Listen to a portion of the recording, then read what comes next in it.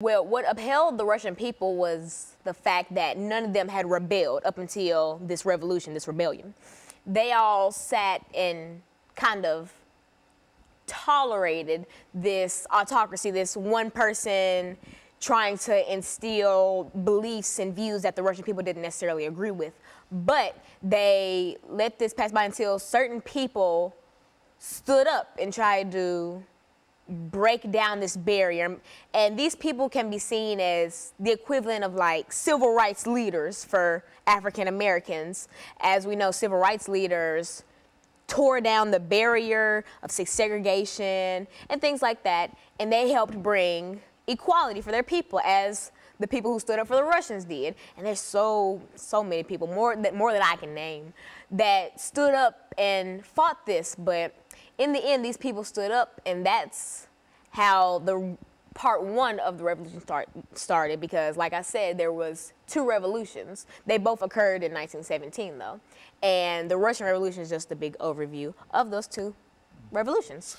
Okay, and so what we'll do, we'll take our first commercial break in a few seconds, Lana, and then we'll have an opportunity to come back and to deal with the second part of the Russian Revolution. And so essentially, you're saying that the revolution started in 1917, almost immediately after what we generally call the First World War. Yes. As a matter of fact, it was a product in a real sense of Russia's participation in the First World War.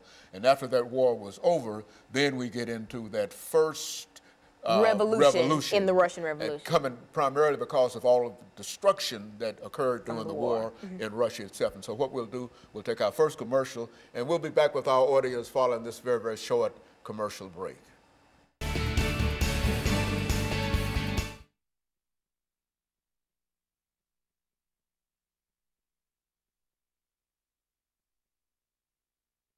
Why it would never survive somewhere like like America and stuff like that.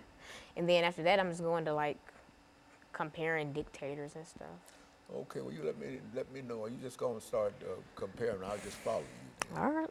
Okay, well, I'm just trying to get a pace to it and get a voice level and a depth to it. Okay. You make it go that way, and because it bring you out in reference to it. Because and so when we come back, I'll announce what we're dealing with, and then you can start again where you please. And we've got 8 minutes, and you deal with this however you wish to. And if at some point you wish to bring in some information in reference to the animal farm, et cetera, anything that you want to deal with dealing with the Russian Revolution, because I think we've got a pretty good start dealing with that great event, historical event.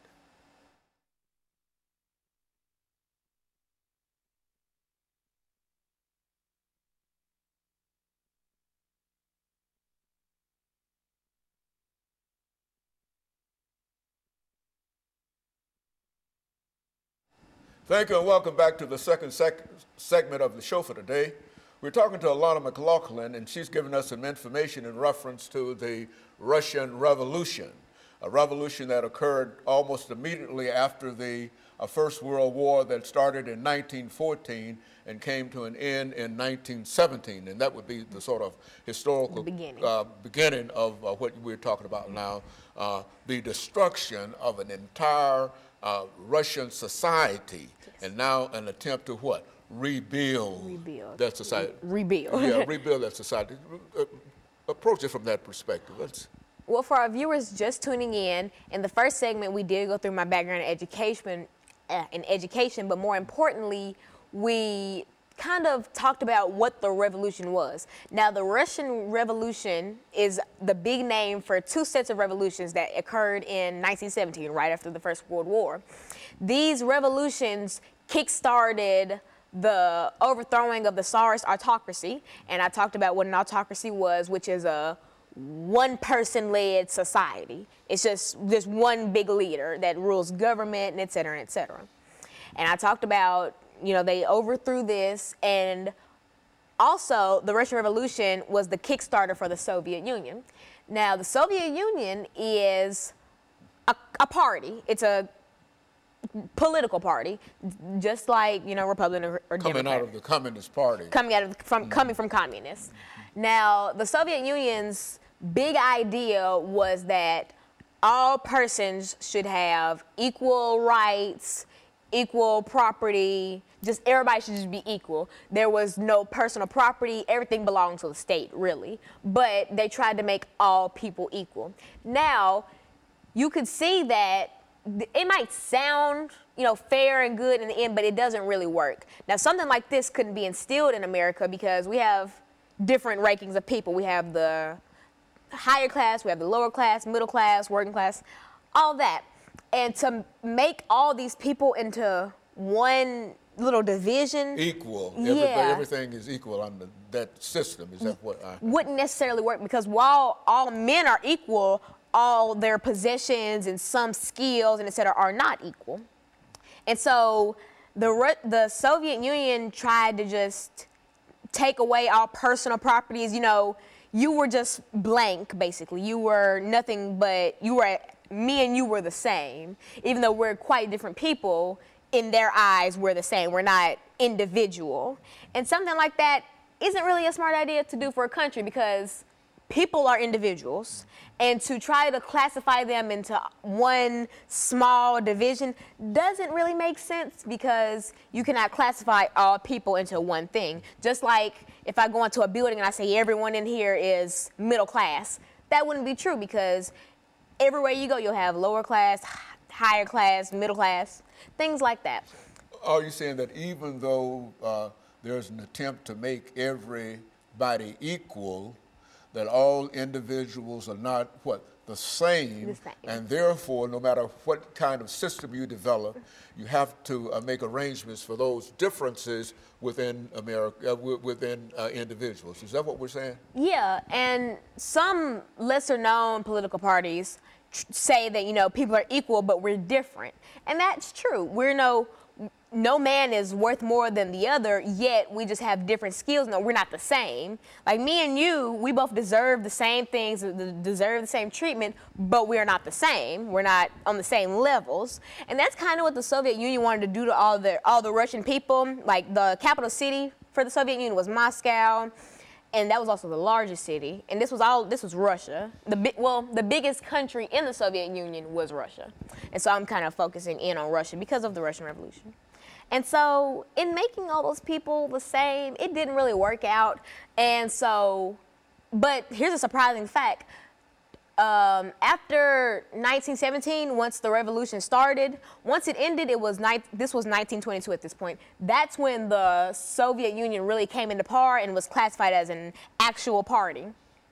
The Soviet Union did not end until 1991, July of 1991. So this actually lasted and it was incorporated for the Russian people. And so 1991 was about 20-ish years ago. This really went on for a long time and people don't see that. They think of, when they hear Soviet Union, they think of, oh, this was back during Lenin and Tsarist autocracy. This was very close to 2017. This is 2017. That was not a long time ago, and so it's very strange to look at it that way because the Soviet Union was still coming into power when we had like modern televisions and stuff like that. It's very strange to think about.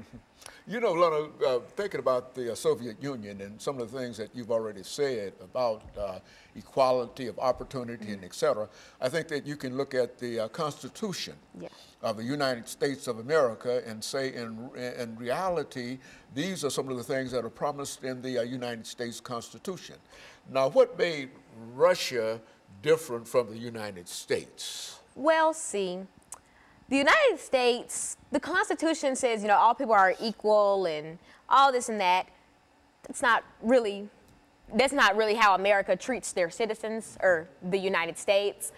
You could say that all people are equal and all people get equal chances. That's not really what happens because, and I feel like in the Constitution, things like that were promised so that we could kind of instill it in the country and maybe like over time we'd start to believe it. But that has yet to happen because we still have hate crimes and hate groups and KKK and things like that. And so up until we actually start to instill the things that the Constitution says, Like, black people have the right to vote, but there are still voting centers in predominantly black cities that get burned down because black people are trying to vote. And so once the United States starts to actually abide by I mean, we abide by it, but the government does at least. The citizens haven't really clicked yet. Because, you know, black people we have our rights now. Once the Constitution went through, you know, we had people like Martin Luther King and Rosa Parks fight for our rights. We have rights. We can do whatever at this point. But citizens still try to make it hard for us to do whatever. And that's kind of like Russia.